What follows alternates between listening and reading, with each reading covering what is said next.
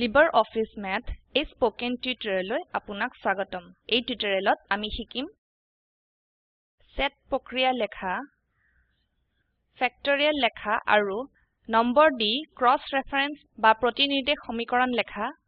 ইয়াৰ বাবে পৰৱৰ্তী টিউটোৰিয়েলত তৈয়াৰ কৰি থোৱা সেই ৰাইটাৰ ডকুমেন্ট mathexample1.odt উদাহৰণ হিচাবে খুলক।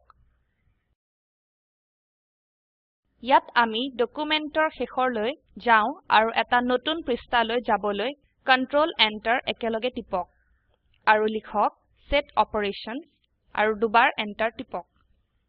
এতিয়া ম্যাথ আৰম্ভ কৰা যাওক। আলোচনাৰ আগে ফন্টৰ আকাৰ 18 পইণ্টলৈ বৃদ্ধি কৰা যাওক। এলাইনমেন্টটো বাওফালে পৰিবৰ্তন কৰক। এতিয়া সেট অপাৰেশ্যন লিখা শিকা যাওক। মেথড সেটবোৰ দেখুৱাবৰ বাবে ভিন্ন মাৰ্কআপ আছে যি হল কিছু স্বতন্ত্ৰ উপাদানৰ সংগ্ৰহ। এতিয়া উদাহৰণ স্বৰূপে পৰ্দাত দেখুৱাৰ দৰে সূত্ৰ সম্পাদকৰ উইন্ডোত 4টা সেট লেখা যাওক। সেট A ক 5টা উপাদান সৈতে, সেট B, সেট C আৰু সেট D ৰ প্ৰত্যেকৰে সৈতে উপাদান লক্ষ্য কৰক। সেটৰ বাবে বন্ধনী লিখিবলৈ আমি lbrace আৰু rbrace মাৰ্কআপ ব্যৱহাৰ কৰিব পাৰিম। এতিয়া আমি সেট প্ৰক্ৰিয়াৰ যেনে ইউনিয়নছ আৰু ইণ্টাৰচেকশ্যন লিখিব পাৰিম। প্ৰথমে ইউনিয়ন প্ৰক্ৰিয়া লিখা যাওক। B union C। ইয়াৰ বাবে মাৰ্কআপ ঠিক সেইদৰে যেনে আমি ইয়াক পঢ়ো। চাওক, ফলাফল সেট 1, 2, 6, 4 আৰু 5 হয় যত ইয়াৰ উভয় সেটত সকলো স্বতন্ত্ৰ উপাদান আছে। ইণ্টাৰচেকশ্যন প্ৰক্ৰিয়াৰ বাবে মাৰ্কআপ আকৌ ঠিক সেইদৰে যেনে আমি ইয়াক পঢ়ো। ইণ্টাৰচেকশ্যনত উভয় সেটৰ পৰা মাত্ৰ সাধাৰণ উপাদানবোৰহে আছে। সেয়ে B ইণ্টাৰচেকশ্যন D ইয়াৰ ফলাফল হল 6। আৰু আমি লিখিব পাৰো সেট C সেট A ৰ সাবসেট হয় কাৰণ সেট C ৰ প্ৰত্যেক উপাদানে সেট A ত আছে। ইয়াৰ বাবে markup hall C subset A। আপুনি তাত তৃতীয় আইকনটোত ক্লিক কৰি এলিমেন্টছ উইন্ডোৰ ব্যৱহাৰ কৰি আপুনি আৰু অন্যান্য সেট প্ৰক্ৰিয়া লিখিবলৈ শিকিব পাৰে। ক্লিক কৰক ভিউ এলিমেণ্টছ সেট অপাৰেশ্যনছ। এতিয়া আমাৰ কাম সংৰক্ষণ কৰা যাওক। ক্লিক কৰক ফাইল, সেভ। এতিয়া ফেক্টৰিয়েল ফাংচন লেখা যাওক। আমি 3টা সূত্ৰৰ বাবে সোনকালে লিখিবলগীয়া নম্বৰ 1ৰ পৰা 3 পৰ্যন্ত নামাকৰণ কৰিম। এইবোৰে এটা ৰাইটাৰ ডকুমেন্টত কোনো এটা জাগাত সূত্ৰবোৰক প্ৰতিনিৰ্দেশ কৰাত সহায় কৰে। ৰাইটাৰ গ্ৰে বাকছৰ বাহিৰত লাহে লাহে 3 বাৰ ক্লিক কৰি এটা নতুন পৃষ্ঠালৈ যাও। Ctrl Enter টিপক। লিখক ফেক্টৰিয়েল ফাংচন আৰু 2 বাৰ এন্টাৰ টিপক। এতিয়া আমি জানো কিভাবে ম্যাথ আৰম্ভ কৰিব পাৰি। কিন্তু কোনো গাণিতিক বস্তুক ৰাইটাৰলৈ নিবলৈ তাত আৰু এটা উপায় আছে। ইয়াৰ বাবে ৰাইটাৰ ডকুমেন্টত Fn লিখক আৰু F3 টিপক।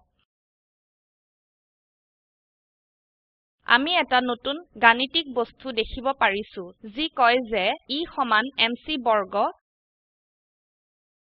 আৰু তাৰ সৈতে সোঁফালে বন্ধনীত সংখ্যা 1। অৰ্থাৎ আপুনি এই ডকুমেন্টত কোনো এটা জাগাত এক সংখ্যাৰ দ্বাৰা এই সূত্ৰটো প্ৰতিনিৰ্দেশ কৰিব পাৰিব। ইয়াক কেনেকৈ কৰে আমি পিছলৈ বিৱৰণত শিকিম।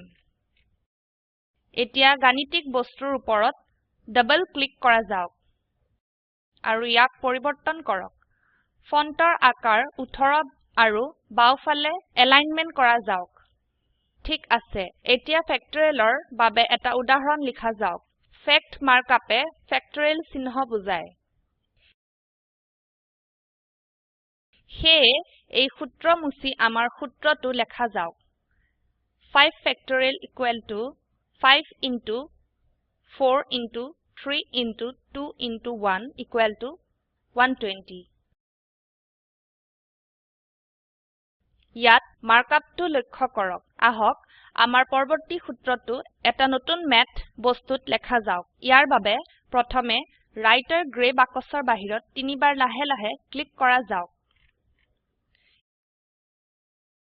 এই পৃষ্ঠাৰ শেষলৈ যাবলৈ নিম্নমুখী তলৰ ফালে থকা এৰো কি 2 বা 3 বাৰ টিপক আৰু দ্বিতীয় ম্যাথ বস্তুটোক আনিবলৈ লিখক Fn আৰু F3 টিপক আকৌ আমি ফৰমেটিং পুনৰাবৃত্তি কৰিম